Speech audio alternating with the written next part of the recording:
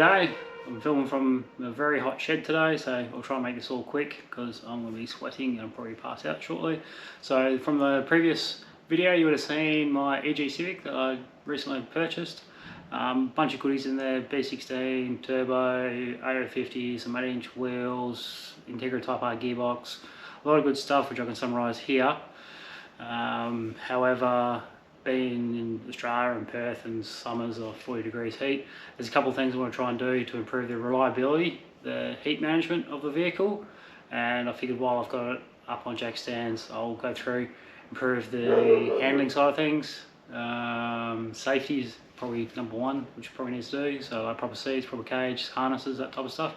And then while we're at it, why not, we'll try and increase the power and get a bit of weight out of it and make it even quicker. So we can break this down even further via the reliability. I think the main thing on that one is getting an ECU that's capable. There's a couple of options, being probably the Link I'll probably lean towards. There's Haltech and, oh, man, you can keep spending money like Motec, and there's plenty of other ones which definitely have a lot of motorsport features. However, probably out of my budget for like a 5 to 10k Civic. So along with that ECU, I need a whole bunch of sensors. So we go for the oil temp, oil pressure, coolant temperature, coolant pressure, fuel pressure, maybe E85. More power, baby! Need a boost solenoid as well, so we'll control the boost. We'll try and get it quite a linear sort of power band, so it drives like an NA car, even though it is turbo. Might have oiling issues when we start, especially the increase in the corner G, so bigger sump and baffles. Battery terminal cover, reliability, that just prevents any short circuitry of the battery causing a fire. We need to get a catch can. Usually you'll just plumb it back into the intake for an NA car, however this is boosted, so we'll run a dedicated catch can for any sort of like oil vapors or whatever, and they'll get filtered through out to a breather, and then we'll just have all the oil, we'll just contain it and we can then just dispose of it. Potentially an oil filter relocation, hopefully make it a bit easier to service the car. We actually need to mount the intercooler because it's just hanging on via the intercooler hose pipes and couplings, and then having a decent dash so I can see what all the sensors are doing. Heat management wise, get a turbo beanie and heat wrap as much pipework as we can. We'll try and duct the create a bit of ducting through the radiator and intercooler, try and get the temps down. We'll vent it through the bonnet. I need to get a fan that's going to fit behind the radiator and intercooler and not foul with the actual exhaust and manifold, or not exhaust manifold, the dump pipe of the turbo. We'll try and get an air intake box, so we try and get some cool air into the turbo rather than the hot engine bay temperatures. And then maybe down the line, depending on how hard we are on the brakes, we'll get some brake ducting in there. Handling, so we'll get some braided brake lines, the Type R calipers and rotors for the front. We'll still say 4-stud, we'll just use a Mini Cooper rotor, 4x100 PCD, and it's a 82mm disc.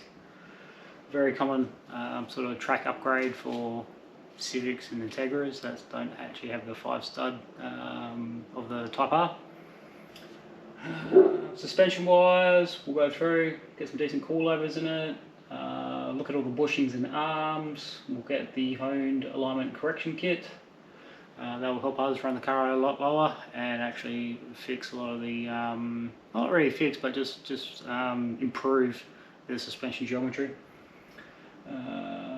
While we're doing all this, we might as well just put new bearings and new hubs in, extended wheel studs as well. And probably the main thing that's going to be the most bang for buck with handling is tyres. They are a consumable item and you do pay for the quality of them. So best tyres out there currently is the A050 from Yokohama, so we'll be running those, and we'll try and squeeze as big as a front tyre as we can under the fronts, and then yeah, we'll see how the rear goes depending on the fronts. Alrighty, safety side of things, so I've touched on that, seat harnesses and roll cage. We'll also need to get a fire extinguisher in there for the sort of like driver feel, so this is more sort of the interior side of things. Shift knob, and we'll get an isolation switch for the battery and the alternator, so if anything does happen, the car can be shut off and there's no risk of hopefully a fire. Yeah, and then we also need actually, I've got an AIM Solo to mount and hook up for lap data, so we'll get that in there as well.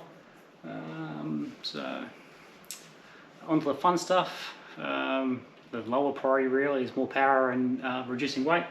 So I'm thinking E85, we'll put a new fuel pump in there and filter. Maybe braided lines, it's going to get expensive quickly. And maybe a surge tank. We'll see, we might just go the standard factory tank for now. Just always run it topped up, it's going to be extra weight, but it's cheaper and we won't starve the engine of fuel. Weight reduction wise, we're going to move the battery and get a smaller battery. Remove the sound deadening, remove the aircon and the heater core and all that. That can all come out. There's plenty of space underneath the dash now. And get some better seat mounts as well. The ones I've got are like 5-6mm plate and lots of welds and yeah, very heavy. So we'll probably just get some proper ones bent up, made out of the right size steel, probably 3mm, and a little bit lighter, especially when I need to pull the seats in and out of the car for any maintenance. It's just easier.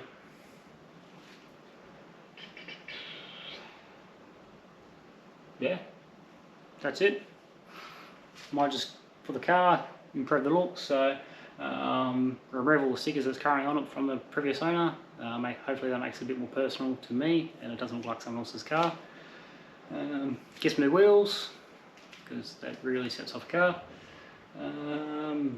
The roof is pretty ordinary, so we can either paint that or wrap it, and the existing Velo seats I've got, yeah, fairly old. They can probably get some new seat covers, make them look brand new again, and hopefully make the interior a lot better.